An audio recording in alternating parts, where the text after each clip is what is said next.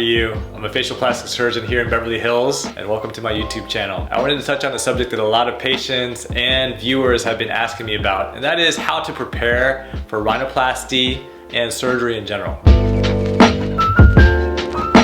One of the important things to do is to eliminate foods and medications that will increase the amount of bleeding during surgery, which will also affect the amount of bruising resulting from the surgery. Common items include alcohol, aspirin containing products, NSAID medications, and herbal supplements. So it is important to stop alcohol and herbal supplements at least 1 to 2 weeks before surgery. Caffeine is also another little known product that can cause increased bleeding during surgery, and anything that causes increased bleeding during surgery will cause an increase in the amount of bruising after surgery. It's also important to be very well hydrated so that you can tolerate the rigors of anesthesia. In terms of limiting the amount of swelling that will happen during surgery and immediately after surgery, restricting your sodium intake or your salt intake will cause a reduction in the amount of immediate post-operative edema and will reduce the amount of swelling after surgery. Perhaps two of the most important ways to optimize yourself before surgery is to make sure that you are away from any kind of smoking, nicotine, or nicotine-containing products. Smoking is one thing that can cause really poor scarring after surgery, and smoking includes not just nicotine containing products, but it does include marijuana, CBD oil, and other types of vaping. For patients undergoing surgery with general anesthesia,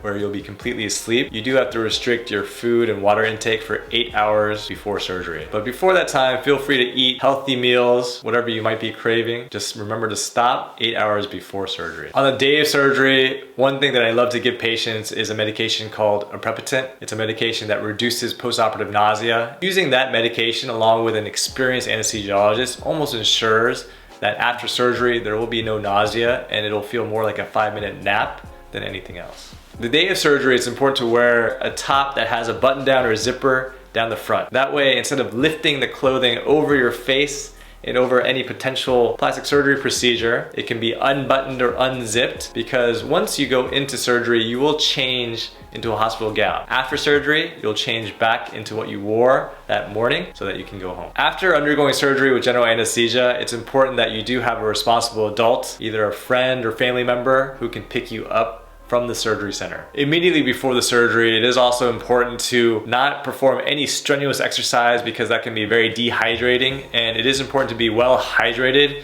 in order to tolerate the rigors of anesthesia as well as the surgery itself. Immediately after surgery, your activity will be restricted, and so exercise will not be allowed for the first 2 weeks, although walking around, getting fresh air, shopping, going out to eat, those things may be done, but exercise will resume in 2 weeks after surgery, and full exercise does not commence until 4 weeks after surgery. If you pay attention to these aspects going into a surgery, your body will be optimized to tolerate surgery itself as well as recover as quickly as possible. I hope you enjoyed this video. If you'd like to see more content like this, please comment below, hit subscribe, and I look forward to speaking to you soon.